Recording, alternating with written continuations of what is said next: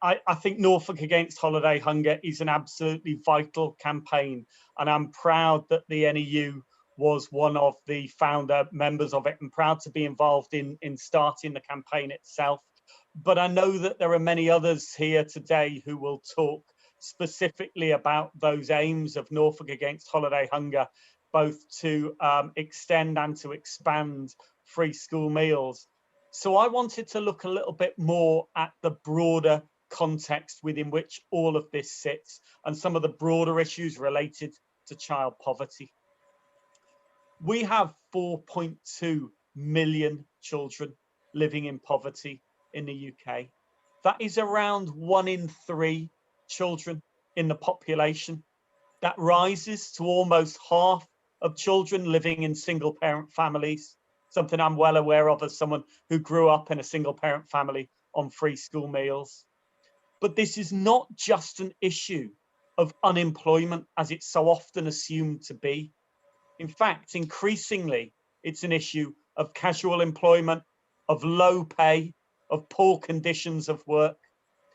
72% of children living in poverty are in a household where at least one person works. That means that person is being paid poverty wages, not enough to bring up children with everything that they need. That's a disgrace.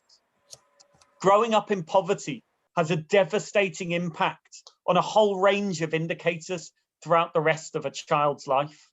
In 2015, 33% of children entitled to free school meals got 5 good GCSEs, as compared to 61% of other children. Living in poverty in the first 7 years of your life leads to approximately 20% lower on cognitive development scores. Those living in the 10% most deprived neighbourhoods in Britain die 9 years younger than those living in the 10% least deprived areas. And those who live in poverty, children living in poverty, are 4 times more likely to develop mental health issues by the age of 11. Now, those are shocking, shocking statistics. But one of the problems is that too often these impacts of poverty are all dealt with as separate issues, as if each of these symptoms of the underlying effect could be dealt with on its own. We have educational initiatives to raise the achievement of children living in poverty. We have free school meal programs to address feeding those who don't have enough money to be fed properly at home. We have community health initiatives to help support the health of those living in poverty. All of those are vitally important, and this campaign is vitally important. But it does sometimes feel a little bit like we're ignoring the elephant in the room. What about ending child poverty? What about reaching a position where everybody was able to access work, and not just any work, not casualized 0 hours contract poverty pay work, but decent work paid at decent wages?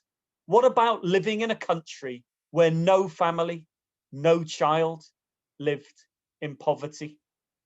I think that is the broader challenge. And as we campaign to expand and to extend free school meals, we can never stop raising that challenge of why do we accept poverty in 21st century Britain? Now, I think we're at a really unique point of change. This terrible crisis, this pandemic that has done so much damage to our children, our families, our society, has prompted from many quarters a rethink about what childhood looks like, about what life looks like in 21st century Britain. 80 years ago, the Beveridge Report, commissioned to look at living conditions across Britain, became the move that kick-started the post-war welfare state.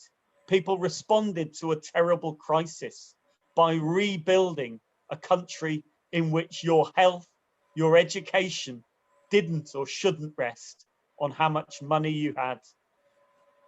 Is it not time for us to once again look at the conditions we live in, coming out of this terrible crisis, to rebuild Britain, but to rebuild it on the basis of solidarity, to rebuild it on the basis of decent work that pays a decent wage, and to rebuild it on the basis of a society which no longer accepts inequality and poverty?